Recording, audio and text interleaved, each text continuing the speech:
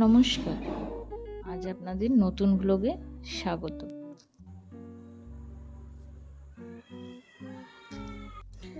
আজ আমরা চললাম খড়গপুর থেকে এইমসের উদ্দেশ্যে, ওড়িশা এইমস। তো এক্সপ্রেস ট্রেনে চেপে ভুবনেশ্বর উদ্দেশ্যে রওনা দেওয়া খড়গপুর থেকে। এখন বর্ষাকাল, বাইরে বৃষ্টি হচ্ছে, চারিদিকে শুধু সবুজ আর সবুজ, গাছগুলো ঝাপসা হয়ে গেছে, ওই জন্য বাইরের দৃশ্য পরিষ্কার দেখা যাচ্ছে না। তো আমরা মোটামুটি 6-7 ঘন্টার জার্নি করে পৌঁছে গেলাম ভুবনেশ্বর। ভুবনেশ্বর পৌঁছে এখানে শেয়ারে অটো বুক করে নিলাম। পার হেড 50 টাকা নেয়, এইমসে পৌঁছে দেয়। অটোয় করে এইমসের উদ্দেশ্যে যাত্রা।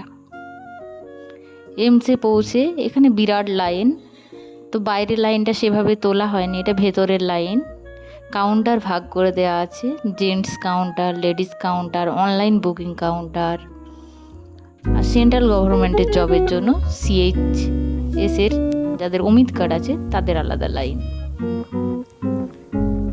অনলাইন রেজিস্টার লাইনে আমরা বুক করেছিলাম। এই লাইনটাও বেশ দীর্ঘ, তবে জেনারেল লাইনের মতো অত দীর্ঘ নয়। ভেতরে ছবি তোলা নিষিদ্ধ, তো ভেতরে ছবিগুলো সেভাবে তুলতে পারলাম না। এখানে একটা স্ক্যানার দেখা যাচ্ছে, ওই স্ক্যানারে টিকিট নাম্বার বুক করে নিতে হয় আগে থেকে, নইলে আপনার ওই নাম্বারটা বললে ওদের রেজিস্টার করতে সুবিধা হয়। নইলে গেটের সামনে একজন থাকে, ওনাকে গিয়ে বললো উনিও করে দেন। ভেতরের ছবি আর তোলা হয়নি। ডাক্তার দেখানোর পর ওই দিনই রাত্রিবেলা ওলা বুক করে আবার ভুবনেশ্বরের উদ্দেশ্যে রওনা দিলাম। অটোতে এখানে রাত্রি 10টার সময় ভাড়া মোটামুটি 200 টাকা, খুব বেশিও নয়। তো আবার রিটার্ন চলে এলাম ভুবনেশ্বরে। ট্রেন করে আবার ফিরে এলাম খড়গপুরে।